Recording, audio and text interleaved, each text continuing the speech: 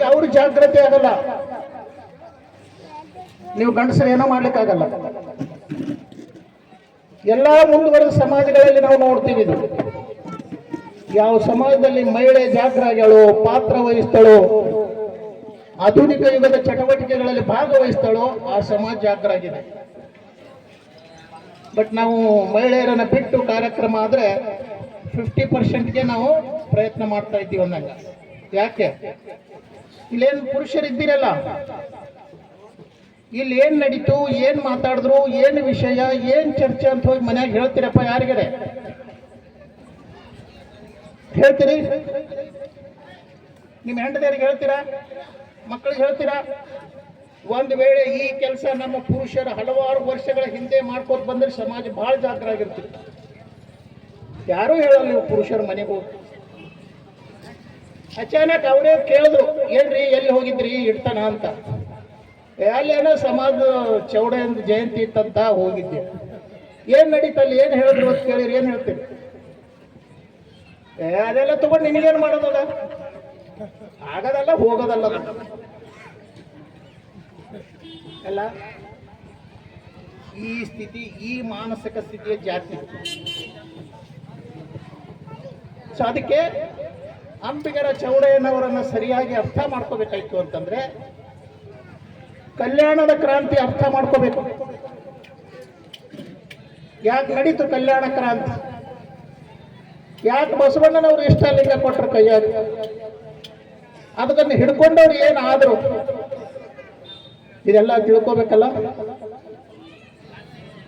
ನಾನು ಯಾರನ್ನಾಗ್ಲಿ ಯಾವ ಧರ್ಮ ಜಾತಿಯನ್ನು ಉದ್ದೇಶಿಸಾಗಿ ಮಾತಾಡ್ತಾ ಇಲ್ಲ, ಯಾರನ್ನಾಗ ಅಪಮಾನ ಮಾಡ್ಬೇಕನ್ನೋ ಉದ್ದೇಶ ನನ್ನಲ್ಲ.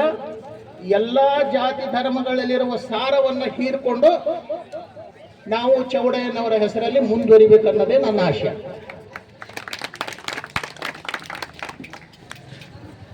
ಅಲ್ವಾ? ಮತ್ತು ಚೌಡಯ್ಯ ಯಾಕೆ ಅಷ್ಟು ಬಿರ್ಸಾಗಿ ವಚನ ಬರ್ದಾನ? ಯಾ ಶರಣರು ಹಂಗ ಏನೂ ಇಲ್ಲಪ್ಪ. ಇದೇ ಅಂಬಿಗರಿಗೆ ಯಾಕೆ ಸಿಟ್ಟು ಬಂತು? ಉಳಿದವ್ರಿಗೆ ಸಿಟ್ಟೇ ಇರಲಿಲ್ಲೇನು? ಅಲ್ಲ, ಅವನ ವಚನಗಳು ಈಗೀಗ 1996ರಿಂದ ಇಂಥ ಸಾರ್ವಜನಿಕ ಸಭೆ ಆಗಿರಬಹುದು, ಮಠಗಳಲ್ಲಿ ಆಗಿರಬಹುದು, ಹೇಳೋದು ನಡೆದದ. ಮೊದಲು ಯಾರು ಹೇಳ್ತಾ ಇದ್ದಿಲ್ಲ.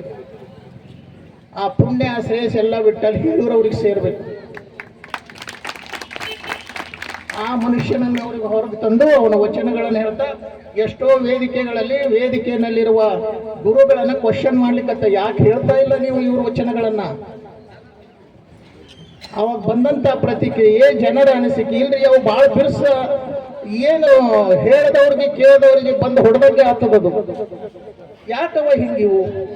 ಅರ್ಥ ಮಾಡ್ಕೋಬೇಕಲ್ಲ, ಹೌದಿಲ್ಲ? ಸೊ ಕಲ್ಯಾಣ ಮಾತಾಡ್ಬೇಡ್ರಿ, ಕುಡಿದವರು ಬಹಳ ಇರಬೇಕು. ನೀವು ಕಬ್ಬಲಿಗರ ಸಮಾಜ ಇದು ಸಂಘಗಳಲ್ಲಿ ಕುಡಿಲಾರದೆ ಇದ್ರೆ ಅದಂಗ್ರಿ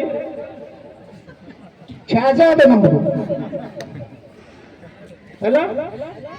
ಮಧ್ಯಾಹ್ನ ಹಿಡಿದು ಕುಡಿದು ಬಂದಿರ ಅಂತ ಹೇಳಿ ಕೂತಿರ್ ನೀವು ಇಷ್ಟು ಮಂದಿ ಇಷ್ಟೇ. ಇಲ್ಲ, ಕೂಡೋ ಜಾತಿ ಅಲ್ಲಿ ಕೂಡೋ ಗುಣ ಇದಕ್ಕಿತ್ತಂದ್ರೆ ಬಹಳ ಹಿಂದೆನೆ ಇದು ಮುಂದೆ ಹೋಗ್ಬೇಕಿತ್ತು.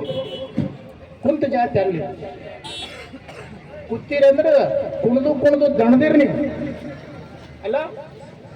ಸರಿ, ನಾನು ಹೇಳೋದು ಇಷ್ಟೇ, ನಾವು ಬಹಳ ಬದಲಾಗಬೇಕಾಗಿದೆ, ಬಹಳ ಸುಧಾರಿಸಬೇಕಾಗಿದೆ. ನಮ್ಮಲ್ಲಿರೋ ಬಹಳ ನಂಬಿಕೆಗಳು, ಮೂಢನಂಬಿಕೆಗಳು, ಆಚರಣೆಗಳು ಎಲ್ಲಿವರೆಗೂ ನಾವು ಕಬ್ಬಲಿಗರು ಬಿಡಲ್ಲ, ನಾವು ಸುಧಾರಿಸಲ್ಲ. ಹಾಗಾದ್ರೆ ಉಳಿದವ್ರು ಬಿಟ್ಟಾರೇನ್ರಿ? ಬೇರೆ ಸಮಾಜ ಜಾತಿ ಬಿಟ್ಟ? ಹೌದು, ಬಿಟ್ಟಾರವ್ರು. ಬಹಳ ಸುಧಾರಿಸ್ಯಾರವ್ರು.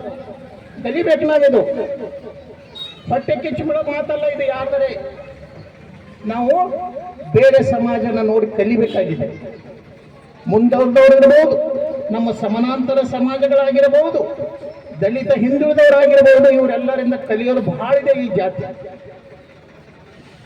ಅದನ್ನ ನಾವು ಅರ್ಥ ಮಾಡ್ಕೋಬೇಕು. ಹೊಟ್ಟೆ ಕಿಚ್ಚು ಮಾತಲ್ಲದು, ಹೌದಲ್ಲ? ಸೊ ಅದಕ್ಕಾಗಿ ಈ ವಚನಗಳು ಯಾಕೆ ಬರೆದ್ರು ಶರಣರು ಅಂತಂದ್ರೆ, ಬಸವಣ್ಣನವರ ಕಾಲಕ್ಕೆ 12ನೇ ಶತಮಾನದಲ್ಲಿ ಸಮಾಜದಲ್ಲಿ ಸಮಾನತೆ ಇರಲಿಲ್ಲ, ಜಾತಿಯ ಏರುಪೇರು ಬಹಳ ಇತ್ತು. ಎಷ್ಟೋ ಜನರಿಗೆ ದೇವರೇ ಸಿಗ್ತಿದ್ದಿಲ್ಲ, ಗುಡಿಯಾಗ ನೋಡಪ್ಲೇ ಇಲ್ಲ, ದೇವ್ರ ನೋಡಪ್ಲೇ ಇಲ್ಲ, ಇದೆಲ್ಲ ಇತ್ತು ಅವಾಗ. ಅಂತ ಸಮಸ್ಯೆ ನಮಗಿಲ್ಲ. ಹಾಗಾಗಿ ಆ ಜನಾಂಗ ತಡಪಡಿಸ್ತಿತ್ತು. ಯಾಕೆ? ಎಲ್ಲರಿಗೂ ತಲೆ ತುಂಬಿದ್ರು ನಿಮ್ಮ ಬದುಕಿಗೆ, ನಿಮ್ಮ ಒಳ್ಳೆಯದಕ್ಕೆ, ಕೆಟ್ಟದಕ್ಕೆ, ಪಾಪಕ್ಕ, ಪುಣ್ಯದಕ್ಕೆ ಎಲ್ಲದಕ್ಕೂ ದೇವರೇ ಕಾರಣ. ನಿಮಗೆ ಸಹಾಯ ಮಾಡಲಿ, ಉದ್ಧಾರ ಮಾಡಲಿ, ಒಳ್ಳೇದು ಮಾಡಲಿ ದೇವರೇ ಮಾಡ್ತಾನಂತ ಹೇಳಿ ನಂಬಿಸಿ ದೇವರನ್ನು ಒಯ್ದೆಲ್ಲಿಟ್ರು? ಗುಡಿಯಾಗಿಟ್ಟು. ಗುಡಿಯಾಗಿ ಯಾರಿಗೆ ಹೋಗ್ಲಿಕ್ಕೆ ಸಾಧ್ಯ? ಎಲ್ಲರಿಗೆ ಹೋಗ್ಲಿಕ್ಕೆ ಸಾಧ್ಯ ಇಲ್ಲ. ಈಗಿನ ಕಾಲದಲ್ಲಿ ಸಹಿತ ಕೆಲವು ಭಾಗಗಳಲ್ಲಿ ನೋಡ್ತೀವಿ, ಯಾರಾದರೂ ದಲಿತ ವ್ಯಕ್ತಿ, ವಿದ್ಯಾರ್ಥಿಗಳು ಗುಡಿನಲ್ಲಿ ಹೋದ್ರೆ ಏನ್ ಪರಿಸ್ಥಿತಿ ನಡೆದವ ಅಂತ ಹೇಳಿ. ಇನ್ನು 12ನೇ ಶತಮಾನದಲ್ಲಿ ಹೇಗಿರ್ಬೇಕು? ಅದಕ್ಕೆ ಜನ ಬಹಳ ಸಂಕಟದಲ್ಲಿದ್ದರು. ಎಲ್ಲನೂ ದೇವರೇ ಕೊಡ್ತಾನಂತಾರೆ, ದೇವ್ರು ನೋಡೋ ಹಾಗಿಲ್ಲ, ದೇವ್ರ ಸಮೀಪ ಹೋಗೋ ಹಾಗಿಲ್ಲ. ಹೇಗಿರ್ಬೇಕು ಸಮಾಧಾನದಾಗೆ? ಅಡ್ಯಾಗ ಹೊಲ ಇಲ್ಲ, ಊರಾಗ ಮನಿ ಇಲ್ಲ ಅವ್ರಿಗೆ. ಇದೆಲ್ಲ ಸಾಮಾಜಿಕ ಒಂದು ಸ್ಥಿತಿಯನ್ನ ಬಸವಣ್ಣನವರು ನೋಡಿ ಶರಣರನ್ನ ಕಟ್ಕೊಂಡು ಏನ್ ಪರಿಹಾರ ಸೂಚಿಸಬೇಕು ಜನರಿಗೆ ಅಂತ ಹೇಳಿ ವಚನಗಳ ಮುಖಾಂತರ ಹೇಳ್ಕೊತ ಹೋದ್ರು.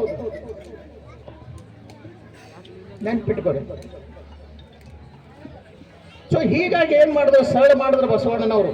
ಗುಡ್ಯಾನ್ ದೇವ್ರು ತಂದು ಎಲ್ಲಿಟ್ರು ದೇವರು? ನಮ್ಮ ದೇಹದಾಗಿಟ್ರು. ಹೌದಾ ಇಲ್ಲ? ಕಾಲೇ ಕಂಬ, ದೇವೇ ದೇಗುಲ, ಶಿರವೇ ಹೊನ್ನ ಕಳಶ, ದೇವ್ರು ಇಲ್ಲೇನಂತ ಹೇಳ್ಬಿಟ್ಟವ. ಯಾವ ಜನಾಂಗಕ್ಕೆ, ಯಾವ ವ್ಯಕ್ತಿಗಳಿಗೆ ದೇವ್ರು ಸಿಗಲಾರದಂತ ದಿಕ್ಕೆಟ್ಟಿತ್ತು, ಬಸವಣ್ಣನವ್ರು ಏನ್ ಮಾಡಿದ್ರು? ನಮ್ಮ ದೇಹಕ್ಕೆ ತಂದಿಟ್ರು ದೇವರನ್ನ. ಹೌದಾ ಇಲ್ಲ? ಎಂತ ಪರಿಹಾರ ಸೂಚಿಸಿದ್ರು ಅವರು. ಕಲ್ಲು ದೇವರಲ್ಲ, ಮಣ್ಣು ದೇವರಲ್ಲ, ಪಂಚಲೋಹಗಳಿಂದ ಮಾಡಿದ ದೇವರು ದೇವರಲ್ಲ, ಕಾಶಿ ರಾಮೇಶ್ವರದಲ್ಲಿ ದೇವರಿಲ್ಲ. ಹಾಗಾದ್ರೆ ದೇವ್ರು ಯಾರು? ಎಲ್ಲೇನು? ಯಾರು ತನಗ ತಾ ತಿಳ್ಕೊತಾನ ಅಲ್ಲೇ ದೇವರು. ಎಷ್ಟು ಸರಳಗೊಳಿಸ್ಬಿಟ್ಟೇನ್ರಿ ಬಸವಣ್ಣ. ಯಾವ ಜನ ದೇವರಿಗಾಗಿ ಗುಡಿಗೆ ಹೋಗ್ಕೋ, ಎಲ್ಲೆಲ್ಲೋ ಹುಡುಕಾಡ್ಕೋತ ಅಪಮಾನ ಸಹಿಸ್ಕೋತಿದ್ದಂತ ಜನರಿಗೆ ದೇವಾಲಯದಿಂದ ಧ್ಯೇಯಕ್ಕೆ ತಂದ ದೇವರ ಬಹಳ ಮಂದಿಗೆ ಅರ್ಥ ಮಾಡ್ಕೋಬೇಕು.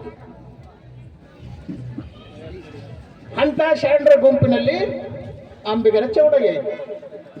ನಾನು ಅವರು ಎಲ್ಲಿ ಹುಟ್ಟಿದ್ರು, ಹೇಗೆ ಬೆಳೆದ್ರು, ಹೇಗೆ ಕಲ್ಯಾಣಕ್ಕೆ ಬಂದ್ರು, ಏನ್ ಮಾಡಿದ್ರು ಅದು ಹೇಳಿಕ್ ಹೋಗಲ್ಲ. ನಮಗ ಅದ್ರ ಬಗ್ಗೆ ಜಾಸ್ತಿಕ್ಕಿಂತ ಅವ್ರ ವಚನಗಳಲ್ಲಿ ಏನಿದೆ ಅದು ನಮ್ಮ ಬದುಕಿಗೆ ಹೇಗೆ ಉಪಯೋಗ ಆಗುತ್ತೆ, ಅದು ಆ ವಚನಗಳ ಸಾರ ನೀತಿ ನಮ್ಮ ಕಬ್ಬಲಿಗರಿಗೆ ಹೆಂಗೆ ಉಪಯೋಗ ಆಗುತ್ತೆ ನೋಡ್ಬೇಕಾಗಿದೆ ಈಗ ನಾವು. ಹೌದಲ್ಲ? ನಮ್ ಕೊಟ್ಟಿರೋ ವಚನಗಳು. ಸೊ ಬಸವಣ್ಣನವರು ಇಷ್ಟೆಲ್ಲ ಮಾಡಿದ್ರು, ಸರಳಗೊಳಿಸಿದ್ರು. ಒಳ್ಳೇದ್ರ ಜೊತೆ ಕೆಟ್ಟದ್ರ ಬೆಳೀತದೆ. ಅವ್ರು ಹೇಳಿಬಿಟ್ರು, ಇನ್ನೂ ಸರಳ ಮಾಡಿದ್ರು ಬಸವಣ್ಣನವರು. ಇಷ್ಟಲಿಂಗ ಅಂತ ಹಿಡ್ಕೊರಿ, ಇದರಲ್ಲೇ ದೇವ್ರು ಕಾಣ್ರಿ, ನೀವು ಉದ್ಧಾರ ಆಗ್ತೀರಿ ಅಂದ್ರು.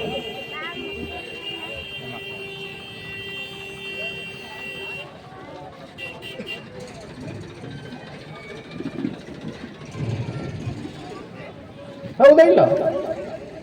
ಯಾರು ಈ ಇಷ್ಟಲಿಂಗ ಹಿಡ್ಕೊಂಡಾರ ಅವ್ರು ಉದ್ಧಾರ ಆಗ್ಯಾರ ಇಲ್ಲ? ಆಗ್ಯಾರ ಇಲ್ಲ? ಇದು ಏನು ದ್ವೇಷದ ಮಾತಲ್ಲ ಇದು.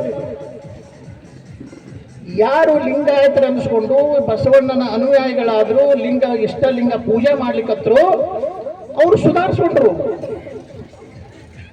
ಇವತ್ತು ಆ ಜನಾಂಗ ಎಷ್ಟು ಮುಂದುವರೆದಿದೆ, ಹೊಟ್ಟಿಕಿಚ್ಬಿಡೋದು ಏನಿದು.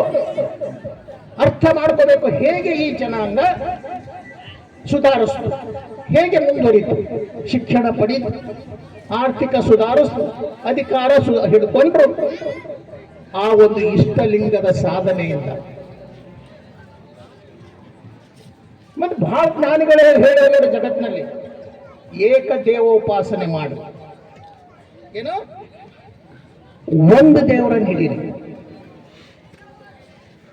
ಒಂದು ದೇವರನ್ನ ಪೂಜಿಸಿರಿ. ಹಾಗಂತ ಹೇಳಿ ಉಳಿದ ದೇವರುಗಳನ್ನು ತಿರಸ್ಕಾರ ಮಾಡೋದಲ್ಲ, ಅಪಮಾನ ಮಾಡೋದಲ್ಲ. ಅವೇನ್ ದೇವರನ್ನು ಹಾಗಲ್ಲ. ಇದಕ್ಕೆ ವೈಜ್ಞಾನಿಕ ಕಾರಣ ಇದೆ, ಸುಮ್ಮನೆ ಹೇಳೋ ಮಾತಲ್ಲಿದು. ಒಂದು ದೇವರು ಯಾರ್ಯಾರು ಹಿಡ್ದಾರ ಅವ್ರು ಇವತ್ತು ಜಗತ್ತಿನಲ್ಲಿ ಬಹಳ ಸುಖದಾಗಿದ್ದಾರ. ಕ್ರಿಶ್ಚಿಯನ್ರಿಗೆ ಎಷ್ಟು ದೇವರವ? ಎಷ್ಟು ದೇವರಿಗೆ ಕ್ರಿಶ್ಚಿಯನ್ಗೆ? ಒಂದೇ ತಾನೆ. ನಾನು ದೇವ್ರ ವಿರೋಧಿ ಅಲ್ಲಪ್ಪ, ತಪ್ಪು ತಿಳ್ಕೊಬೇಡ್ರಿ. ಏನ್ರಿ ಇವ್ರು ದೇವ್ರಿಗೆ ಗಂಟು ಬಿಟ್ಟಾರ ಅನ್ಬೇಡ್ರಿ. ಬಟ್ ನಮ್ಮ ಸಮಾಜ ಎಲ್ಲಿ ಹಾದಿ ತಪ್ಪಲಿಕ್ಕತ್ತಿದೆ ಅಂತ ಎತ್ತಿ ಹೇಳ್ತಾ ಇದ್ದೀನಿ ನಾನು. ಕ್ರಿಶ್ಚಿಯನ್ಗೆ ಒಂದೇ ದೇವರು ಕ್ರಿಸ್ತ. ಇಸ್ಲಾಂ ಧರ್ಮಗಳು ಮುಸ್ಲಿಂ ಬಂಧುಗಳಿಗೆ ಅದಕ್ಕೂ ಒಂದೇ ದೇವರು. ಅಲ್ಲ ಅಲ್ಲ ಬಿಟ್ಟರೆ ಬೇರೆ ದೇವರೇ ಇರುತ್ತಾರ. ಕಬ್ಬಲಿಗರಿಗೆ ಎಷ್ಟು ದೇವರು? ಏಸ್ರಿ ನಿಮ್ಮ ಮನೆಯಾಗ ಜಗಲಿ ನೋಡಿರೆ? ನೋಡಿರಿ ಏಸವ ವಿಚಾರ ಮಾಡುವಂಥದ್ದು ಇದು. ಪ್ರಾರ್ಥನೆ ಪೂಜೆ ದೇವರಿಗೆ ಬೇಕಿದ್ದು ವಸ್ತು ವಿಷಯ ಅಲ್ಲ, ಅದು ನಮಗೆ ಬೇಕು. ನನ್ನ ಮನಸ್ಸನ್ನು ನಿಯಂತ್ರಿಸಲಿಕ್ಕೆ, ನನ್ನ ಮನಸ್ಸನ್ನು ಶುದ್ಧ ಮಾಡಲಿಕ್ಕೆ, ನನಗೆ ನಾನು ಕಂಟ್ರೋಲ್ ಮಾಡಲಿಕ್ಕೆ ಅದು ಒಂದು ವಿಧಾನ. ನಾವು ಆಧಾರವಾಗಿ ದೇವರನ್ನು ಬಳಸ್ಕೊತೀವಿ. ಒಂದು ದೇವರಿದ್ರೆ ಹೇಗೆ, ಹಲವಾರು ದೇವರುಗಳು ಇದ್ರೆ ಹೇಗಾಗ್ತದೆ ಅನ್ನೋದು ವಿಚಾರ ಮಾಡಬೇಕಲ್ಲ.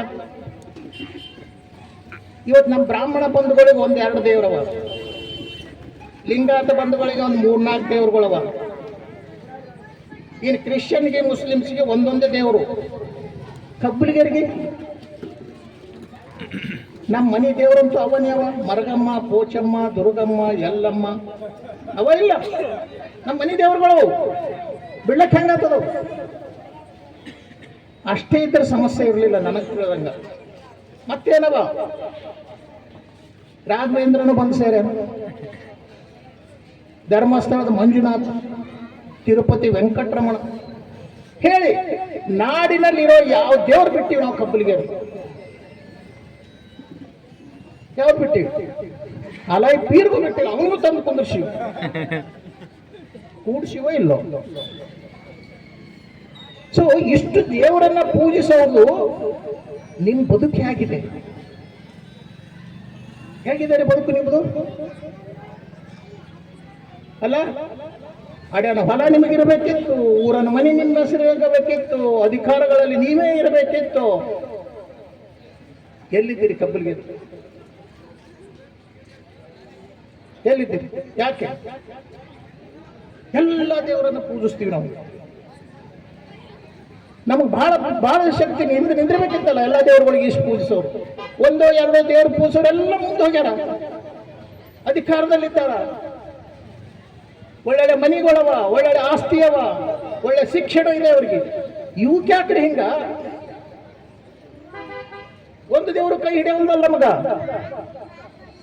ಯಾಕೆ ಅಂದ್ರೆ ತಿಳ್ಕೋರಿ ನೀವು. ಅದಕ್ಕೆ ಹೇಳ್ದ ಬಸವಣ್ಣ, ಹಿಡ್ಕೋ ನೀನು ಒಂದು ಇಷ್ಟಲಿಂಗ, ಇದನ್ನೇ ನೋಡ್ತಾ ಹೋಗ್ಬಿಡು ನೀನು. ನಿನಗೆ ಎಲ್ಲಿಗೆ ಒಯ್ಬೇಕು ಒಯ್ತದ ಅದು ಒಯ್ದದ. ಅವರಿಗೆ ಶಿಕ್ಷಣ ಪಡೆದ್ರು, ಹೌದಲ್ಲ, ಶ್ರೀಮಂತಿಕೆ ಬಂತು, ಅಧಿಕಾರ ಬಂತು. ತಪ್ಪೇನು ಈ ರೀತಿ ವಿಚಾರ ಮಾಡೋದು? ತಪ್ಪ ಇದು? ಯಾರಿಗಾರ ಬೈದಂಗ ಆಗ್ತದೆ ನಾವು? ಇಲ್ಲ. ಯಾಕ? ನಾವು ಎಲ್ಲರ ಜೊತೆಯಲ್ಲಿ ಬದುಕ್ತಾ ಇದ್ದೀವಿ. ಸುತ್ತಮುತ್ತ ಇರೋರನ್ನು ನೋಡ್ಬೇಕಲ್ಲ, ಹೇಗೆ ಅವರು ಮುಂದೆ ಹೋದ್ರು. ಸೊ ಅದಕ್ಕಾಗಿ ನಾನು ಬಹಳ ಕಡೆ ಹೋದಲ್ಲಿ ಹೇಳ್ತೀನಿ, ಕಬ್ಬಲಿಗರು ಬಹಳ ಜಗಳ ಗಂಟ್ರಿ ಅಂತಾರ. ಹೌದಾ ಇಲ್ಲ? ಅವ್ರ ಜೊತೆ ಸಹವಾಸ ಮಾಡ್ಬೇಕಾದ್ರೆ ಉಡ್ಯಾಗ 4 ಕಲ್ಲು ಕಟ್ಕೊಂಡು ಮಾಡ್ಬೇಕು. ಹೌದಾ? ಇಲ್ಲ. ನಾ ಹೇಳ್ತೀನಿ, ನಾವು ಜಗಳ ಗಂಟ್ರ ಅಲ್ವೋ ಯಪ್ಪ, ನಮ್ಮ ಮನ್ಯಾಗ ಜಗಳಾಗ ಹತ್ತದ ಜಗಳ. ಯಾಕೆ? ಎಲ್ಲವೂ ಅಲ್ಲೇ ಸೇರವ್ರಿ. ಸೇರಿಸಿವಿ ಹಂಗ ನಾವು. ಕುರಿ ತಿನ್ನೋದು ಅದ, ಕೋಳಿ ತಿನ್ನೋದು ಅದ, ಸಜ್ಜಿ ತಿನ್ನೋದು ಅದ, ಹೋಳಿಗೆ ತಿನ್ನೋದು ಅದ, ಬರೀ ಊದು ಬತ್ತಿ ಕೊಡು ಸಾಕನ್ನ ದೇವರು ಅಲ್ಲ. ಯಾವಾಗ ನಿಭಾಯಿಸ್ತೀರಿ? ಇವುಗಳನ್ನು ಎದುರು ಇಟ್ಕೊಂಡು ನಿಮ್ಮ ಮನಸ್ಸನ್ನ ಕಾನ್ಸಂಟ್ರೇಟ್ ಮಾಡ್ತೀರಾ, ಮನಸ್ಸನ್ನ ನಿಯಂತ್ರಿಸ್ತೀರಾ? ಹೇಳಿ, ಯಾವತ್ತು ಮಾಡ್ತೀವಿ? ಅದಕ್ಕೆ ನಾವು ತಿಳ್ಕೋಬೇಕು, ನಾವು ಒಂದು ದೇವರನ್ನ ಪೂಜಿಸ್ಬೇಕು. ನನಗೆ ಗೊತ್ತದ ನೀವು ಯಾರು ಒಪ್ಪಲ್ಲ, ಕಬ್ಬಲಿಗರ ಅಷ್ಟು ಹಗರು ಮಂದಿ ಅಲ್ಲಿ ಅಷ್ಟು ಸರಳಾಗಿ ಬದಲಾವಣೆ ಆಗೋರಲ್ಲಿ ಒಂದು ದೇವ್ರು ಹಿಡಿಬೇಕು. ಹಾಗಂತ ಹೇಳಿ ಉಳಿದ ದೇವರಿಗೆ ತಿರಸ್ಕಾರ ಹೇಳ್ತಾ ಇಲ್ಲ ನಾನು, ದೇವ್ರೇ. ಬಟ್ ನಮಗೆ ವೈಜ್ಞಾನಿಕವಾಗಿ ಸೈಂಟಿಫಿಕ್ ಆಗಿ ಉಪಯೋಗ ಆಗುವಂತ ಪದ್ಧತಿಗಳನ್ನು ಅಳವಡಿಸ್ಕೊಳ್ಬೇಕು. ನಿಮ್ಮೂರ ದೇವರಿಗೆ ಕುರಿ ಕಡಿತೀರಲ್ಲ, ಮಾಡ್ತೀರಾ ಇಲ್ಲ? ಮಾಡ್ತೀರಾ ಇಲ್ರಿ? ಕೊಲ್ಲೂರವ್ರೆ ಮಾಡ್ತೀರಿ. ಹೋದ್ರೆ ವರ್ಷಗೋ 2 ವರ್ಷಗೋ 3 ವರ್ಷಗೋ ಒಂದು ಕುರಿ ಮಾಡ್ತೀವಿ ಅಂದ್ರೆ ಓಕೆ ಅಪ್ಪ. ಹಂಗಲ್ಲ ಈ ಮಕ್ಕಳು. ಈಗ ಒಂದು ಕುರಿ ಕಡೆ ದೇವ್ರು ಮಾಡ್ಬೇಕಾದ್ರೆ 50,000 ರೂಪಾಯಿ ಬೇಕು. ಅಂಥದ್ದು ವರ್ಷಕ್ಕೊಮ್ಮೆ ಮಾಡೋರ. ಕಬ್ಬಲಿಗೆ ಒಬ್ಬ ಇದು ಮುಂಬೈಗೆ ಕೆಲ್ಸಕ್ಕೆ ಹೋಗಿರ್ತಾನ ದುಡಿಲಕ್ಕ, ಅಂತ ಸೀಸನ್ ನಲ್ಲೇ ಬಂದು ದೇವ್ರು ಮಾಡ್ತಾನ. ಯಾವ ಪ್ರಕಾರ ಮಾಡ್ತಾನವ ಅಂತಂದ್ರೆ ಎಲ್ಲಾ ಮುಗಿಸಿ ವಾಪಸ್ ಹೋಗುವಾಗ ಮತ್ತೆ ಸಾಲ ಮಾಡ್ಕೊಂಡು ಹೋಗಿರ್ತಾನೆ. ಇದೇ ನಡೆದಿದ್ದ ಸ್ಥಿತಿ, ಇದು ಸುಳ್ಳಲ್ಲ. ಇದು ಯಾವ ಸಾಲಕ್ಕಾಗಿ ಹೋಗಿರ್ತಾನೆ ದುಡಿಲಕ್ಕೆ, ದುಡ್ದೇನೋ ದುಡ್ಡು ಮಾಡ್ಕೊಂಡು ಬರ್ತಾನೆ ಊರಿಗೆ. ಯಾಕೆ? ದೇವ್ರು ಮಾಡ್ಬೇಕಲ್ಲ, ಹಿರಿಯರು ಮಾಡ್ಯಾರದು ಅಂತ ಬಂದು ಸಾಲ ಮಾಡ್ಕೊಂಡು ಹೋಗ್ತಾನೆ ಮತ್ತೆ ವಾಪಸ್. ತಪ್ಪಬೇಕಲ್ರಿ ಇದು? ನಮ್ಮ ಹಣೆ ನಾವೇ ಬರ್ಕೋಬೇಕಲ್ಲ. ಇದು ವಿಚಾರ ಮಾಡಬೇಕಾಗಿದೆ. ವಿಶೇಷವಾಗಿ ನಮ್ಮ ತಾಯಂದಿರಿಗೆ ಹೇಳ್ಬೇಕಿದು. ಬಹಳ ಗಂಟು ಬೀಳೋರು ಅವರೇ. ಇವತ್ತು ಅವ್ರು ಇರಲಿಲ್ಲ. ಅದಕ್ಕೆ ನಾವು ಎಲ್ಲ ಕಡೆ ಹೇಳ್ತೀವಿ, ಮಹಿಳೆಯರಿಗೆ ಕಾನ್ಸಂಟ್ರೇಟ್ ಮಾಡ್ರಿ. ಯಾಕ? ಓದಿಲ್ಲ ಅವರು, ಅವ್ರಿಗಿಂತ ವಿಷಯಗಳು ಕಿವೆಗೆ ಬೀಳಲ್ಲ. ಪಾಂಪ್ಲೇಟ್ ಮಾಡಿ ಹಚ್ಚಿರ ಓದಕ್ಕಾಗಲ್ಲ. ಸುಧಾರಿಸ್ತೀರಿ ಹಂಗ್ರಿ ಸಮಾಜ ಅಲ್ಲ? ಸೊ ಈ ರೀತಿ ಇದ್ದಂತ ಸಮಾಜನ ಬಸವಣ್ಣನ ಕಾಲಕ್ಕೆ ಎಲ್ಲಾ ಶರಣರು ಸೇರಿ ಪ್ರಯತ್ನ ಪಟ್ಟರು ಸಮಾನತೆ ತರಲಿಕ್ಕೆ, ಶೋಷಣೆ ನಿಲ್ಲಿಸಲಿಕ್ಕೆ, ಜಾತೀಯತೆಯನ್ನು ನಿರ್ಮೂಲನೆ ಮಾಡಲಿಕ್ಕೆ ಚಳವಳಿ ನಡೀತು. ಕೆಲವು ವಚನಗಳು ಹೇಳ್ತಾರ. ಯಾಕಂದ್ರೆ ಇವತ್ತು ಅವ್ರ ದಿನ, ಅವರು ಜಯಂತಿ ಇರೋದ್ರಿಂದ ಅದು ಹೇಳಲೇಬೇಕು. ಏನು ಈಗ ನೀವು ಪೂಜೆ ಮಾಡ್ತೀರಿ ಮನ್ಯಾಗ, ಮಾಡ್ತೀವೇ ಇಲ್ಲ? ಅದಕ್ಕೆ ಹೇಳ್ತಾನೆ ಅಂಬಿಗರ ಚೌಡಯ್ಯ, ಯಾರೋ ಬಿತ್ತಿ ಬೆಳೆದ ಹೂವನ್ನೇ ತಂದು, ಯಾರೋ ಕಟ್ಟಿಸಿದ ಕೆರೆಬಾವಿಯ ನೀರನ್ನೇ ತಂದು ಜಗವೆಲ್ಲ ನೋಡಲೆಂದು ಗಂಟಿ ಬಾರಿಸಿ ಪೂಜೆ ಮಾಡ್ತೀಯಲ್ಲ, ಆ ಪೂಜೆನ ಫಲ ಯಾರಿಗೆ ಸಲ್ಲಬೇಕಪ್ಪ? ಹೂ ಬೆಳೆದವನಿಗೆ ಸಲ್ಲಬೇಕೋ? ಕೆರೆಬಾವಿ ಕಟ್ಟಿಸಿದವನಿಗೆ ಸಲ್ಲಬೇಕೋ? ಏನು ನಿನಗೆ ಸಲ್ಲಬೇಕು? ಇವತ್ತಿಗೂ ಯಾರಿಗೂ ಉತ್ತರ ಕೊಡ್ಲಿಕ್ಕಾಗಿಲ್ಲ. ಇದು ನಾನು ಬಹಳ ದೊಡ್ಡ ದೊಡ್ಡ ಸಭೆಗಳಲ್ಲಿ, ಬಹಳ ದೊಡ್ಡ ದೊಡ್ಡ ಮಠಾಧೀಶರ ಎದುರೇ ಮಾತಾಡಿದ. ಆಗಿಲ್ಲ. ಯಾರಿಗೆ ಕೊಡ್ತೀರಿ? ಇಂಥ ಪೂಜೆ ಬೇಕಿಲ್ಲ ಅಂತನ ಅಂಬಿಗರ ಚೌಡಯ್ಯ. ಇಂಥ ಪೂಜೆ ಅಲ್ಲಪ್ಪ ಇದು, ಹೌದಿಲ್ಲ? ಮತ್ತೆ ಬಸವಣ್ಣನವರು ಹೇಳಿದಲ್ಲ, ಗುಡಿ ದೇವರನ್ನ ಬಿಡಿಸಿ ದೇಕ ದೇವರು ತಂದು ಇಷ್ಟಲಿಂಗ ಪೂಜೆ ಮಾಡ್ಲಿಕ್ಕೆ ಹತ್ತಿದ್ರು. ಅಷ್ಟೇ ಅಲ್ಲ, ಲಿಂಗ ಕೊಳ್ಳ ಕಟ್ಟಿದ್ರು. ಏನ್ ಮಾಡಿದ್ರು ಜನ? ದುರುಪಯೋಗ ಪಡಿಸೋರು ಇದ್ರು ಅಲ್ಲಿ. ಇವಾಗ ಹೆಂಗಿದ್ದಾರೆ ಅವಾಗಲೂ ಇದ್ರು. ಅದಕ್ಕೆ ಅವ್ರು ಹೇಳ್ತಾರ, ಅಂಬಿಗರ ಚೌಡಯ್ಯ, ಕಟ್ಟಿದ ಲಿಂಗವ ಬಿಟ್ಟು ಬೆಟ್ಟದ ಲಿಂಗಕ್ಕೆ ಹೋಗಿ ಹೊಟ್ಟಡಿ ಮಾಡಿ ಕಾಪಾಡೋ ದೇವ ಅನ್ನೋನಿಗೆ ಎದರಲ್ಲೇ ಹೊಡಿಬೇಕಂದವ, ಎದರಲ್ಲೇ ಹೊಡಿಬೇಕು.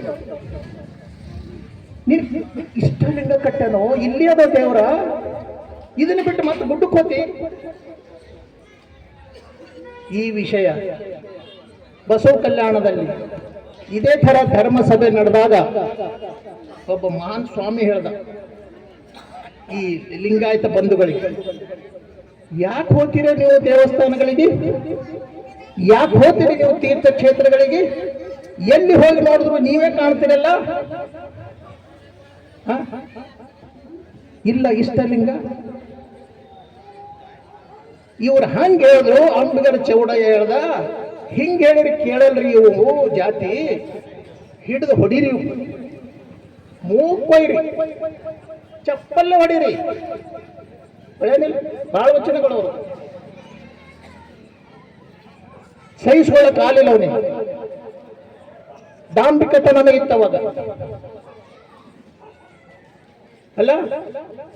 ಅದಕ್ಕೆ ಮತ್ತೆ ಆವಾಗ ಇನ್ನೊಂದು ಶುರು ಆಯ್ತು. ಬಸವಣ್ಣನವರು ಆ ರೀತಿ ಲಿಂಗದ ಒಂದು ದೀಕ್ಷೆ ಕೊಡೋಕೆ ಶುರು ಆದ್ಮೇಲೆ ಬಹಳ ಜನ ದೀಕ್ಷೆ ಕೊಡ್ಲಿಕ್ಕೆ ಶುರು ಮಾಡಿದ್ರು.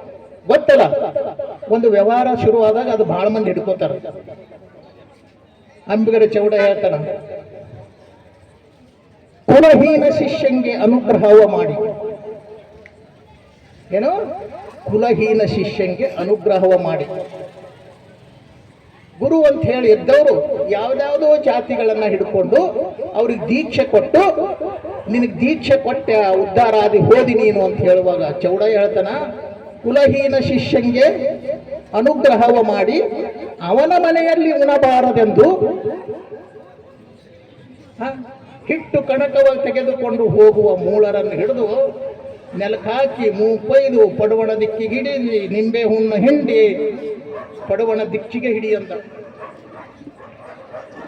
ಹೌದಾ ಇಲ್ಲ? ಒಂದು ಸಲ ದೀಕ್ಷೆ ಕೊಟ್ಟ ಮೇಲೆ ಅವನ ಹಳೆ ಜಾತಿ ಕಳಿತು, ಹೊಸ ಜಾತಿಗೆ ಬಿದ್ದವ ಬಸವಣ್ಣ. ಅದಕ್ಕೆ ಮಧುರಸ ಮತ್ತು ಮಾದರ ಹರಳೆಯನ್ನ ಮಕ್ಕಳಿಗೆ ಮದುವೆ ಮಾಡಿದ್ರು. ಈಗ ನೀವು ಲಿಂಗದವರು, ನಿಮ್ಮ ಹಳೆ ಜಾತಿ ಹೋಯ್ತು, ಈಗ ಆಗಲೇ ಇಲ್ಲದು, ಆಗಲೇ ಇಲ್ಲ. ಮತ್ತೆ ಅಂತರ್ಜಾತಿ ಪ್ರಶ್ನೆನೇ ಇಲ್ಲ ಅಲ್ಲಿ. ಹಳೆ ಜಾತಿ ಬಿಟ್ರವರು, ಲಿಂಗಕ್ಕೆ ಸೇರಿದ್ರವರು, ಒಂದೇ ಹರ ಇಬ್ರು, ಯಾಕೆ ಮದುವೆ ಮಾಡಬಾರ್ದಂತ ಮಾಡ್ದ. ಬಟ್ ಬಿಜ್ಜಳನ ರಾಜ್ಯದಲ್ಲಿ ಕಟ್ಟವರು ಇದ್ರು, ಕೆಡಸವರು ಇದ್ರು ಅಲ್ಲ. ಅದೇ ಒಂದು ಮಹಾ ಅಪರಾಧ ಮಾಡಿ ಕ್ರಾಂತಿನೇ ಮಾಡಿ. ನೆನ್ಪಿಟ್ಕೋರಿ, ಶರಣ ಸಂಸ್ಕೃತಿಯಲ್ಲಿ ಇಬ್ರು ಶರಣರು ಮಹಾ ಕೆಲಸ ಮಾಡ್ಯಾರ. ಒಂದು ಅಂಬಿಗರ ಚೌಡಯ್ಯ, ಮಡಿವಾಳ ಮಾಚಿದೇವ. ಇವರಿಬ್ರು ಲಿಂಗಾಯತ ಧರ್ಮ ಶರಣ ಸಂಸ್ಕೃತಿಯನ್ನ ಬಡಿಗೆ ಹಿಡ್ಕೊಂಡು ಕಾಯ್ದಾರೆ. ಇವರು ರಕ್ಷಕರಾಗಿದ್ದಾರೆ. ಇವರು ಎಷ್ಟೋ ಶರಣರಿದ್ರು, ಬಟ್ ಇವರು ಗಟ್ಟಿ ಹೋರಾಟಗಾರರು. ಅದಕ್ಕೆ ಹಂಗ ಬರೆದ ಅಂಬಿಗರ ಚೌಡಯ್ಯ ವಚನ ಅಲ್ಲ. ಬಸವಣ್ಣಂದು ಅಣ್ಣನ ಭಾಷೆ, ಅಕ್ಕ ಮಾದೇವಿದು ಅಕ್ಕನ ಭಾಷೆ ಅಲ್ಲ. ಚೌಡಯ್ಯದ ಯಾವ ಭಾಷೆ? ಯಾವ್ದ್ರಿ? ಬಹಳ ಜನ ಪೊಲೀಸ್ ಭಾಷೆ ಅಂತಾರ, ಮೂರ್ಖರು. ಪೊಲೀಸ್ ಭಾಷೆ ಅಲ್ಲ ಅಂಬಿಗರ ಚೌಡಯ್ಯ, ಗುರು ಭಾಷೆ.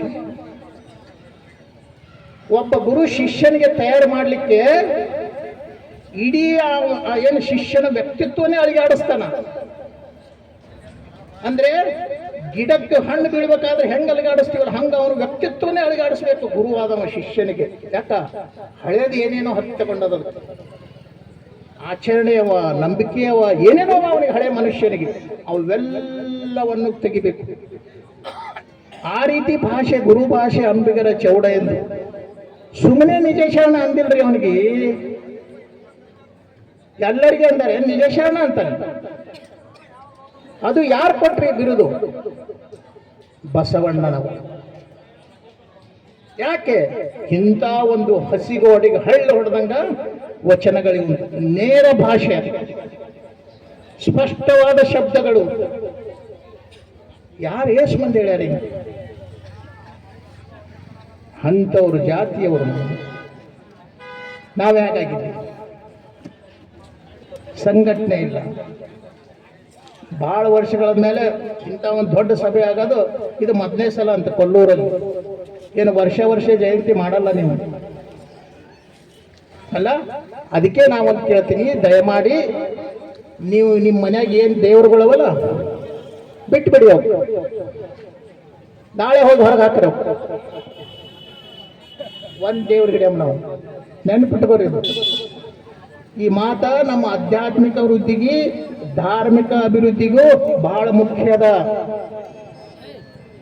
ಒಬ್ಬ ಮುಸ್ಲಿಂ ನಮ್ಮ ದೇವ್ರ ಮಂದಿರಕ್ಕೆ ಬಂದ್ರೆ ಅವನು ಕೈ ಮುಗಿತಾನ, ಆದ್ರೆ ಒಳಗ ಅಲ್ಲಾನೇ ಆಗ್ತಾನ.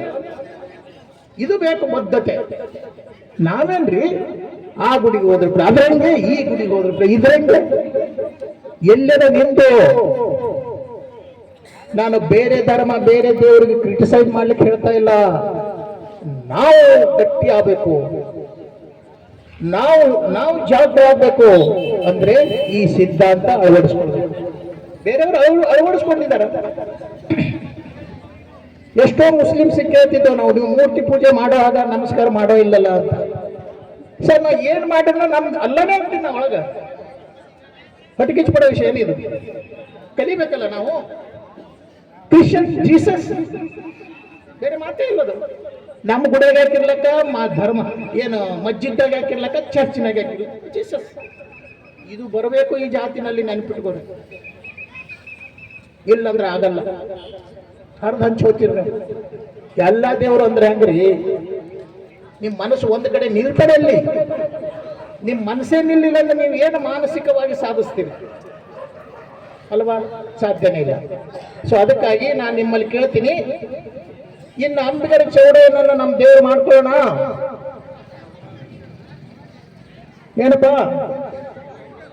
ಇಟ್ಟೆಲ್ಲ ಹಗರಾಡಿ ದೊಡ್ಡ ಮೆರವಣಿಗೆ ಮಾಡಿ ಕೂಗ್ ಹಾಕಿರಿ ಚೌಡಯ್ಯ ಚೌಡಯ್ಯ ಚೌಡಯ್ಯ. ಅವನ ನಮ್ಮ ದೇವರು ಮಾಡ್ಕೊಳ್ಳೋಣ.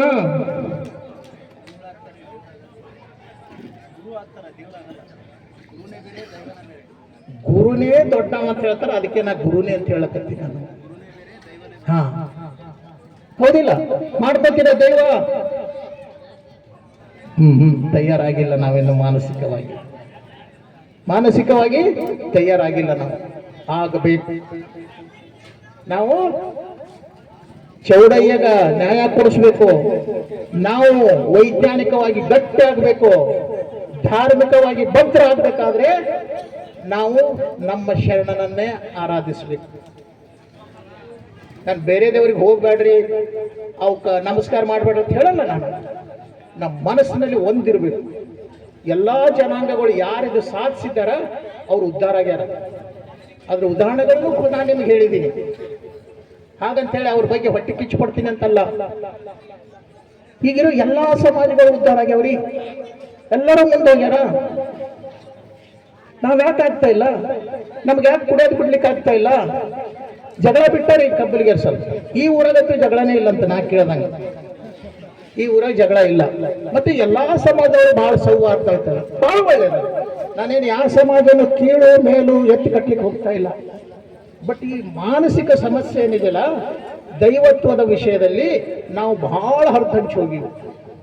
ನಮ್ಮದೇನಾದ್ರು ಒಂದು ನಿರ್ದಿಷ್ಟ ಇಲ್ಲ, ನಾವು ಅದಾಗಬೇಕು ಅಂದ್ರೇನೆ ಚೌಡಯ್ಯನ ಜಯಂತಿ ಮಾಡಿದಕ್ಕೂ ಬೆಲೆ ಇದೆ. ಮಾಡ್ಕೊಳ್ಳೋಣಲ್ಲ, ಯಾಕೆ ಸಮಸ್ಯೆ ಏನು? ಅವನೊಬ್ಬನನ್ನ ನಾವು ದೇವರು ಅನ್ಕೋತ ಅವನನ್ನ ಮನಸ್ಸಿನಲ್ಲಿ ಆರಾಧಿಸ್ಕೊತ ಹೋಗ್ಬೋದಲ್ಲ. ವಿಚಾರ ಮಾಡಿ. ನಾನು ಮಾತಾಡೋದು ಅದೇ ವಿಚಾರಕ್ಕೆ ಹಚ್ಚಬೇಕಾಗಿದೆ. ನಾವು ಯಾರ ಮಾತಿನಿಂದ ಯಾರು ಬದಲಾಗಲ್ಲ ಅಷ್ಟು ಸರಳಾಗಿ. ಬಟ್ ಚಿಂತನೆ ಶುರು ಆಗಿದೆ. ಹೌದಾ, ಇದು ಕರೆಕ್ಟಾ? ಇದು ಧ್ಯಾನ ಮಾಡೋದಂದ್ರೆ ಏನು? ಧ್ಯಾನದಾಗ ಏನು ಬೇರೆ ಅದೇನು? ಒಂದು ನಿರ್ದಿಷ್ಟ ವಿಷಯ ಇರಬಹುದು, ವ್ಯಕ್ತಿ ಇರಬಹುದು, ಏನೋ ಒಂದನ್ನು ಕೇಂದ್ರೀಕೃತವಾಗಿ ನಮ್ಮ ಮನಸ್ಸನ್ನ ಹಿಡಿದು ನಿಲ್ಲಿಸೋದು. ಅದರಲ್ಲಿ ದೈವತ್ವದ ಬಗ್ಗೆ ಬಹಳ ಆಕರ್ಷಣೆ, ಬಹಳ ಪಾತ್ರ ವಹಿಸ್ತದದು. ನಾವು ಅದರಲ್ಲಿ ಅಳುಕು ಸ್ವಭಾವ ಆದ್ರೆ ಹೇಗಾಗ್ತದ? ಅದಕ್ಕೆ ನನ್ನ ಒಂದು ಅಭಿಪ್ರಾಯದ ಪ್ರಕಾರ ನಾವು ನಮ್ಮ ಚೌಡಯ್ಯನವರನ್ನ ದೇವರು ಮಾಡ್ಕೋರಿ. ಏನು ಸಮಸ್ಯೆ?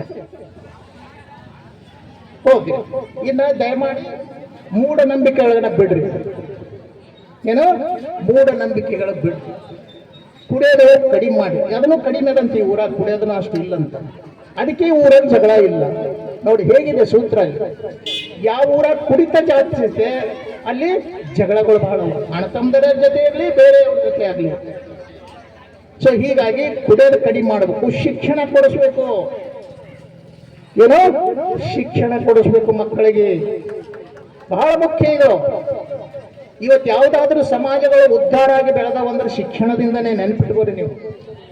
ಬ್ರಾಹ್ಮಣ ಸಮಾಜ ಶಿಕ್ಷಣ, ಎಲ್ಲರೂ ಮುಂದುವರೆದ ಸಮಾಜಗಳು ಶಿಕ್ಷಣದಿಂದನೇ ಮುಂದುವರೆದಿದ್ದರು. ಅದನ್ನು ನಾವು ಅಳವಡಿಸ್ಕೊಳ್ಬೇಕು. ಅದಕ್ಕಾಗಿ ಮೋಸ್ಟ್ಲಿ ಇಲ್ಲಿ ತಾಲೂಕದ್ದು ಸಮಾಜ ಅಧ್ಯಕ್ಷರು ಇದ್ದಾರ, ಮುಖಂಡರು ಇದ್ದಾರ, ಅವ್ರಿಗೊಂದು ಕೇಳ್ತೀನಿ ನಾನು. ನೀವು ಚಿತ್ತಾಪುರ ತಾಲೂಕಿನಲ್ಲಿ ನಮ್ಮ ಸಮಾಜದ ವಿದ್ಯಾರ್ಥಿಗಳಿಗೆ ಯಾಕೆ ಹಾಸ್ಟೆಲ್ ತೆಗಿತಾ ಇಲ್ಲ? ಬಹಳ ಅವಶ್ಯ ಅದ ರೀ. ಬಹಳ ಸಮಾಜಗಳಿಗೆ ಹಾಸ್ಟೆಲ್ ಇವೆ, ಮತ್ತು ದೊಡ್ಡ ಸಮಾಜ ಇದೆ, ಜನಸಂಖ್ಯೆ ಬಹಳ ಇದೆ ಈ ತಾಲೂಕಿನಲ್ಲಿ. ತಾಲೂಕಿನಲ್ಲಿ ಒಂದು ಹಾಸ್ಟೆಲ್ ತೆಗೀರಿ, ಒಂದು 50 ಹುಡುಗರಿಗೆ. ಹೌದಿಲ್ಲ? ಕೊಟ್ಟಾರ. ಅದೇ ಕೇಳ್ಕೊತೀನಿ ನಾನು ಅಷ್ಟೇ. ಮಾಡ್ಬೇಕಿದೆ ಅವರು ತಾಲೂಕದಲ್ಲಿ. ಇದನ್ನ ಯಾಕೆ ಹೇಳ್ತೀನಿ ಅಂದ್ರೆ, ನಾವು ಮಾಡ್ಲಿಕ್ಕತ್ತೀವಿ ಜಿಲ್ಲಾ ಮಟ್ಟದಲ್ಲಿ. ನಾವು ಕೆಲವರು ನೌಕರದಾರರು, ರಿಟೈರ್ಡ್ ನೌಕರದಾರರು ಸೇರಿ 25 ಹುಡುಗರಿಗೆ ಕಳೆದ 6 ವರ್ಷದಿಂದ ಹಾಸ್ಟೆಲ್ ನಡೆಸ್ತಾ ಇದ್ದೀವಿ ನಾವು. ಯಾರ ಬಳಿ ದುಡ್ಡು ತಗೊಂಡಿಲ್ಲ ನಾವು. ಯಾರಾದರೂ ತಾವೇ ವಾಲಂಟ್ರಿಲಿ ಬಂದ್ರೆ ದುಡ್ಡು ಕೊಟ್ಟು ಹೋಗ್ತಾರ. ಎಲ್ಲ ಜಾತಿಯವರು ಕೊಟ್ಟಾರ, ನಮಗೆ ನೆನಪಿಡ್ಕೊಡಿ. ಬ್ರಾಹ್ಮಣರು ಕೊಟ್ಟಾರ, ಲಿಂಗಾಯತರು ಕೊಟ್ಟಾರ. ಈಗ ನಿಮ್ಮ ಊರದ 2 ಹುಡುಗರ ನಮ್ಮ ಹಾಸ್ಟೆಲಲ್ಲಿ ಓದ್ತಾ ಇದ್ದಾರೆ. ಶರಣು ಕೊಂಡ್ಕುಂದ ಓಡಾಡ್ತಾರ ಹುಡುಗದ ನಮ್ಮ ಹಾಸ್ಟೆಲ್ದಾಗ. ಸಿದ್ದು ಅಂತ ಹೇಳಿದ್ದ ನಮ್ಮ ಹಾಸ್ಟೆಲಲ್ಲಿ ಇದ್ದಾರೆ. ಈ ರೀತಿಯ ವೈಜ್ಞಾನಿಕ ವಿಧಾನಗಳನ್ನು ಅಳವಡಿಸಿಕೊಂಡು ಸಮಾಜ ಬದಲಾವಣೆಗೆ, ಬೆಳವಣಿಗೆಗೆ ಪ್ರಯತ್ನ ಪಟ್ಟರೆ ಏನ್ರಿ ಆಗುತ್ತೆ ಅಲ್ವಾ? ಎಷ್ಟೋ ಜನ ಫೋನ್ ಮಾಡ್ತಾರೆ ನಮ್ಗೆ, ಸರ್ ಹೆಣ್ಮಕ್ಳದ್ದು ಹಾಸ್ಟೆಲ್ ನೋಡ್ರಿ, ಮಾಡ್ರಿ. ಹುಡುಗರು ಹೆಂಗೋ ಎಲ್ಲೋ ಹೊಂದ ಮಾಡಿ ರೂಮ್ ಹಿಡ್ಕೊಂಡಿರ್ಬೋದು, ಹೆಣ್ಮಕ್ಳಿಗೆ ಯಾಕೆ ಸಮಾಜ ಇದ್ರ ಬಗ್ಗೆ ಚಿಂತನೆ ಮಾಡ್ತಾ ಇಲ್ಲ? ಏನ್ ದೊಡ್ಡ ಕೆಲಸ ಏನಿದು? ಯಾಕ್ರಿ ಇನ್ನೂ ನಮ್ಗೆ ಹೋಗಿಲ್ಲ ಹಳೆ? ಹೌದಲ್ಲ? ನೀವು ಅನ್ಬೋದೇ, ನೀವೇನ್ ಡಾಕ್ಟರ್ ಇದ್ರಿ, ಬಹಳ ಗಳಿಸಿರ್ಬೇಕು, ರೊಕ್ಕ ಮಾಡ್ತಿರ್ಬೇಕು. ಇಲ್ಲ, ಓಕೆ, ನಾವು 17 ಮಂದಿ ಇದ್ದೀವಿ, ವರ್ಷಕ್ಕೆ 20,000 ಹಾಕ್ತೀವಿ. ಈ 20,000 ಬಹಳ ಜನ ಬರೀ ಒಂದು ರಾತ್ರಿ ದಾಬೋದಾಗ ಕುಂತು ಕಳೀತಾರೆ. ದೊಡ್ಡ ಅಮೌಂಟ್ ಅಲ್ಲಿದು. ಬಾಡಿಗೆ ಮನೆ 20,000 ತಿಂಗಳಿಗೆ ಬಾಡಿಗೆ ಕಟ್ತೀವಿ. ಒಬ್ಬ ಸದಸ್ಯ ತಿಂಗಳಿಗೆ 2 ಕ್ವಿಂಟಲ್ 25 kg ಬೇಳೆ ಕೊಡ್ತೀವಿ ಹುಡುಗರಿಗೆ. ಹಾಸ್ಟೆಲ್ ನಡೀತಾ ಇದೆ. ನಾವೇನು ಮನೆ ಹಾಳು ಮಾಡ್ಕೊಂಡು ಮಾಡ್ತಾ ಇಲ್ಲ. ಮನಸ್ಸು ಬೇಕು, ಯೋಜನೆ ಬೇಕು. ಅದು ನಾನು ವೇದಿಕೆಯಲ್ಲಿರುವ ಸಮಾಜ ಮುಖಂಡರಿಗೆ ಕೇಳ್ಕೊತೀನಿ. ಯಾಕೆ ನಾನು ರಾಜಕೀಯ ಮನುಷ್ಯನೂ ಅಲ್ಲ, ನಾ ಸಮಾಜ ಮುಖಂಡನೂ ಅಲ್ಲ. ನಮಗೆ ತಿಳಿದಿದ್ದು ನಮ್ಮ ಸಮಾಜದವರಿಗೆ ಹೇಳ್ಕೊತ ಹೋಗೋದಷ್ಟೇ ಕೆಲಸ. ನಾ ಮುಖಂಡ ಅಲ್ಲ, ರಾಜಕೀಯ ಅಂತೂ ಬಹಳ ದೂರ. ಬಟ್ ಸಮಾಜಕ್ಕೆ ಏನ್ರ ಹೇಳ್ಬೇಕಲ್ಲ, ಯಾಕೆ ಸಮಾಜ ಹಿಂಗಾಗ್ತಾ ಇದೆ, ಯಾಕೆ ಕಷ್ಟದಾಗ ಬಿದ್ದವ್ ನಮಗೆ. ಸೊ ಅದಕ್ಕೆ ತಾಲೂಕಕ್ಕೆ ಒಂದು ಹಾಸ್ಟೆಲ್ ಮಾಡ್ರಿ ಸಮಾಜದವರು. ಏನೂ ಅಸಾಧ್ಯದ ಮಾತಿಲ್ಲ. ಚಿತ್ತಾಪುರ ತಾಲೂಕದವರು ಒಬ್ಬೊಬ್ಬರೇ 1 ವರ್ಷ ಹಾಸ್ಟೆಲ್ ನಡೆಸುವಷ್ಟು ಸಮರ್ಥಿದ್ದೀರಿ. ಆರ್ಥಿಕ ಪರಿಸ್ಥಿತಿ ಶ್ರೀಮಂತ ಇದೆ ಈ ತಾಲೂಕು. ನಮ್ಮ ಜಾತಿದು ಬಡತನ ಇಲ್ಲ. ಒಬ್ಬಿಬ್ರು ಮನಸ್ಸು ಮಾಡಿದ್ರೆ ನಾವು ನಡೆಸ್ತೀವಲ್ಲ, ವರ್ಷಕ್ಕೆ 4 ಲಕ್ಷ ಖರ್ಚು ಬರ್ತದೆ ಅಲ್ಲ? ಇವೆಲ್ಲ ವಿಚಾರ ಮಾಡ್ಬೇಕಲ್ಲ. ಇವು ಚಿಂತನೆಗಳೇ ನಮ್ಮ ಸಮಾಜದಲ್ಲಿ ಬಹಳ ನಡೆಯಲ್ಲ. ದಯಮಾಡಿ ಬೇಜಾರು ಮಾಡ್ಕೋಬೇಡ್ರಿ, ತಪ್ಪು ತಿಳ್ಕೋಬೇಡ್ರಿ. ಇಂಥವು ಚಿಂತನೆ ನಡಿಬೇಕು ಸಮಾಜದಲ್ಲಿ ಅಲ್ಲ? ಈಗೇನು ಸಾಮಾನ್ಯ ಜನ ಖುಷಿಯೇನೋ, ಅವರು ಚೌಡೇನ ಫೋಟೋ ಮಾಡಿದ್ರು, DJ ಹಚ್ಚಿದ್ರು, ಕುಣಿದ್ರು, ಹೋದ್ರು ಆ ಮಟ್ಟಕ್ಕೆ ಅವ್ರಿಗೆ, ಆ ಮಟ್ಟಕ್ಕೆ. ಬಟ್ ಇಲ್ಲಿ ಕುಂತು ವ್ಯಕ್ತಿಗಳು ಹಾಗಲ್ಲ. ನಿಮಗೆ ವಿಶೇಷವಾದ ಜ್ಞಾನ ಇದೆ, ಜವಾಬ್ದಾರಿ ಇದೆ, ಶಕ್ತರಿದ್ದೀರಿ. ನೀವು ಮಾಡ್ಲಿಕ್ಕೆ ಮನಸ್ಸು ಮಾಡಿ ನೀವು ಮಾಡ್ತೀರಿ. ಎಲ್ಲ ತಾಲೂಕದಾಗ ಹೇಳ್ಕೊತ ಅಡ್ಡಾಡ್ದೆ, ಯಾವ ತಾಲೂಕದವರು ಇವತ್ತಿಗೂ ಮಾಡಿಲ್ಲ ಹಾಸ್ಟೆಲ್. ಶಾಪುರಲ್ಲಿ ಎಷ್ಟು ಶ್ರೀಮಂತರ, ಮತ್ತು ಜನಸಂಖ್ಯೆ ಬಹಳ ಅಲ್ಲಿ. ಬರ್ತಾನೆ ಇಲ್ಲ ಮನಸ್ಸಿನಲ್ಲಿ. ಕಾರ್ಯಕ್ರಮ ಮಾಡೋದು ದೊಡ್ಡದಲ್ಲ. ಇದರಿಂದ ಏನು ಫಲ, ಏನು ತಿರುಗಿ ಏನು ಬಂತು ವಿಚಾರ ಮಾಡ್ಬೇಕಲ್ಲ. ಬೇರೆ ಸಮಾಜದಲ್ಲಿ ಹಿಂಗೆ ನಡೀತಾವ್ರಿ, ಅರ್ಥ ಮಾಡ್ಕೋರಿ ನೀವು. ಯಾಕಂದ್ರೆ ನಾವು ಎಲ್ಲಾ ಸಮಾಜಗಳ ಸಭೆಗೆ ಹೋಗಿನಿ, ಹೋಗಿ ನಮಾಜ್ ಮಾಡಿದ್ದೀನಿ. ನಾನು ತಿಳ್ಕೋಬೇಕಲ್ಲ ಏನದಲ್ಲಿ, ಮಠದಾಗ ಏನಿದೆ, ಮಠಗಳು ಎಷ್ಟು ಉದ್ಧಾರ ಮಾಡ್ಯಾವ ಜನರಿಗೆ, ಏನ್ ನಡೀತದಲ್ಲಿ. ಹಾಗೆ ದಯಮಾಡಿ ಹಾಸ್ಟೆಲ್ ಮಾಡಿ ಚಿತ್ತಾಪುರಲ್ಲಿ. ದೊಡ್ಡದಿಲ್ಲ, ಹೇಳಿದ್ನಲ್ಲ, ನಾವೇನು ಮನೆ ಹಾಳು ಮಾಡ್ಕೊಂಡು ಏನು ಮಾಡ್ತಾ ಇಲ್ಲಪ್ಪ. ಒಂದು 17 ಮಂದಿ ವರ್ಷಕ್ಕೆ 20,000 ಹಾಕಿ ಹಾಸ್ಟೆಲ್ ನಡೆಸ್ತಾ ಇದ್ವಿ. ಸೊ ವೇದಿಕೆಯಲ್ಲಿರೋರಿಗೆ ನಂದು ಮನವಿ ಮಾಡ್ರಿ, ನಾವು ಅದಕ್ಕೆ ಏನಾದರೂ ನಾವು ಸಲಹೆ ಸೂಚನೆ ಏನಾದರೂ ನಿಮಗೆ ಹಿಂದಿರ್ರಿ ಅಂದ್ರೆ ಇರ್ತೀವಿ ನಾವು. ಮತ್ತು ಆ ಹಾಸ್ಟೆಲ್ನಲ್ಲಿ ಅಂತ ಇರುವಂಥ ಹುಡುಗರಿಗೆ ತಯಾರು ಮಾಡ್ತಾ ಇದ್ದೀವಿ ನಾವು ಧಾರ್ಮಿಕವಾಗಿ, ಸಾಮಾಜಿಕವಾಗಿ. ತಮ್ಮ ಮುಂದೇನು ನಿಂದು ಸಮಾಜಕ್ಕೆ ಏನು ಕೊಡ್ಬೇಕತ್ತಿ ನೀನು ಆಡ್ತಿ, ನೀನು ಏನಾರೇ ಆಗ್ತಿ, ಹೆಂಡ್ರ ಮಕ್ಳು ಎಲ್ಲನೂ ಆಗ್ತದ. ಸಮಾಜಕ್ಕೆ ಏನು ತಯಾರು ಮಾಡ್ತೀವಿ ಅವ್ರಿಗೆ. ಮದರ್ಸಗಳಲ್ಲಿ ಏನು ನಡೀತದೆ ಇವತ್ತು, ಮಠಗಳಲ್ಲಿ ಏನು ನಡೀತದೆ ಇವತ್ತು, ಅವ್ರ ಸಮಾಜ ಸ್ಥಿತಿಗತಿಗಳ ಬಗ್ಗೆ, ಯೋಜನೆಗಳ ಬಗ್ಗೆ ಚರ್ಚೆ ನಡೀತದೆ. ನಮಗೆಲ್ಲದ್ರಿ ನೀವು ಇವತ್ತು ಕುಂತೀರಿ ರಸ್ತೆ ಪೈಲ, ಹೌದಾ ಇಲ್ಲ? ಸುಳ್ಳೆನ್ನ ಹೇಳಿ ಇಲ್ಲಿ ಅಂತ ಬಹಳ ಸೂಕ್ಷ್ಮ ವಿಷಯ ಮಾತಾಡೋ ಚರ್ಚೆ ಮಾಡೋ ಹಾಗೂ ಇಲ್ಲ. ಬಟ್ ಅನಿವಾರ್ಯ, ನನಗೇನು ಮಾಡಲಿ, ಮತ್ತೆಲ್ಲಿ ಸಿಗ್ತೀರಿ ನೀವು? ಎಲ್ಲಿ ಸಿಗ್ತೀವಿ? ಲಗ್ನದೋ ಸತ್ತಲ್ಲೇ ಸಿಗ್ತೀರಿ, ಅಲ್ಲಿ ಬೇರೆನೇ ಆಗಿರ್ತೀವಿ. ಓಕೆ, ಟೈಮಿನ ಒಂದು ಕೊರತೆ. ಸೊ ಅದಕ್ಕೆ ನಮ್ಮೆರಡು ವಿದ್ಯಾರ್ಥಿಗಳು ಇದೇ ಗ್ರಾಮದವರಿದ್ದರು. ಮುಂಜಾನೆ ನನಗೆ ಶರಣ ಫೋನ್ ಮಾಡಿ, ನಾನು 64 ಹಳ್ಳಿಗಳನ್ನು ಅಡ್ಡಾಡಿನ ಗುಲ್ಬರ್ಗ ಜಿಲ್ಲೆ ಲೆಕ್ಕ ಹಾಕ್ರಿ. ನಾನು ಹಳ್ಳಿನಿಂದೇ ಬಂದವ. ಏನಿದೆ ಜನರ ಸ್ಥಿತಿ, ಯಾಕೆ ಹಿಂಗಾಗ್ಯಾರ? ಅದರಲ್ಲಿ ನನಗೆ ತಿಳಿದೀವಿ. ನೇರವಾಗಿ ಮೂಢನಂಬಿಕೆಗಳವ, ಧಾರ್ಮಿಕವಾದ ಶಿಸ್ತಿಲ್ಲ. ಯಾರೂ ನಮ್ಮನ್ನ ಏನಂತಲ್ಲ ಈಗಿನ ಕಾಲದಲ್ಲಿ ಹಿಡಿದು ನಿಲ್ಲಿಸ್ಲಿಕ್ಕೆ ಸಾಧ್ಯ ಇಲ್ಲ. ಮ್ಯಾಲೆ ಅವ್ರು ತುಳಿತಾರ, ಅದು ಎಲ್ಲ ಕಲ್ಪನೆ ನಮ್ಮದು. ನಾವು ಜಾಗ್ರ ಆದ್ರೆ ಹಾದಿ ಬಿಡ್ತಾರ, ನೆನ್ಪಿಟ್ಬೋದು. ನಾವು ಜಾಗ್ರ ಆದ್ರೆ ಮುಂದಿದ್ದವ್ರು ಹಾದಿ ಬಿಡ್ತಾರ. ಸೊ ಇದನ್ನೆಲ್ಲ ತಿಳ್ಕೊಂಡು ಆ ಶರಣು ಕರೆದಿದ್ದಕ್ಕೆ ನಾನು ಇವತ್ತು ಬಂದೆ. ಯಾಕಂದ್ರೆ ನಾವು ರಾಜಕೀಯ ಮುಖಂಡರು ಅಲ್ಲ, ಸಮಾಜ ಮುಖಂಡರು ಅಲ್ಲ. ನಮ್ದು ಸಣ್ಣ ಸೇವೆ ಮಾಡ್ಬೇಕನ್ನೋ ಒಂದು. ಯಾಕಂದ್ರೆ ನಾನು ಡಾಕ್ಟರ್, ನಾನು ಮೂಲದಲ್ಲಿ ಇದೇ ನಿಮ್ಮ ಊರ ದವಾಖಾನೆಗೆ ಹಲವಾರು ಸಲ ಬಂದಿನಿ ನಾನು ಸೂಪರ್ವಿಷನ್ ಮಾಡ್ಲಿಕ್ಕೆ. ಶರಣ ಬಸಪ್ಪ ಗಣಸಲ್ಕೇಡ್ ಅಂತ ಹೇಳಿ ಡಾಕ್ಟರ್ ಇದ್ರಿ ಇಲ್ಲ, ಅವರು ನಮ್ಮೂರವರು. ಸೊ ಹೀಗಾಗಿ ಯಾಕಂದ್ರೆ ಕಾರ್ಯಕ್ರಮ ನಡೆಸೋರಿಗೆ ಎಲ್ಲವೂ ನಿಭಾಯಿಸಬೇಕು. ಅದಕ್ಕೆ ಕಾರಣಕ್ಕಾಗಿ ನಾನು ನನ್ನ ಮಾತು ಮುಗಿಸ್ತೀನಿ. ಧೈರ್ಯವಾಗಿದೆ, ನಿರ್ಧಾರ ತಗೋರಿ ಕಬ್ಬಲಿಗೆರೆ. ಯಾರು ನಿಮ್ಮನ್ನು ಉದ್ಧಾರ ಮಾಡಲ್ಲ. ಹೇರೂರವರು ಇದೇ ಹೇಳ್ತಿದ್ರು, ಯಾರು ನಿಮ್ಮನ್ನು ಉದ್ಧಾರ ಮಾಡಲ್ಲ. ಹಾಗಾದ್ರೆ ನಮ್ಮನ್ನು ನಾವು ಉದ್ಧಾರ ಆಗಬೇಕು. ಧನ್ಯವಾದ.